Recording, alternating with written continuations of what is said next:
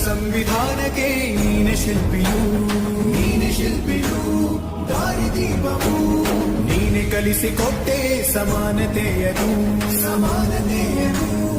ಏಕತೆಯನು ರಾಷ್ಟ್ರ ಸಂವಿಧಾನಕ್ಕೆ ನೀನೆ ಶಿಲ್ಪಿಯು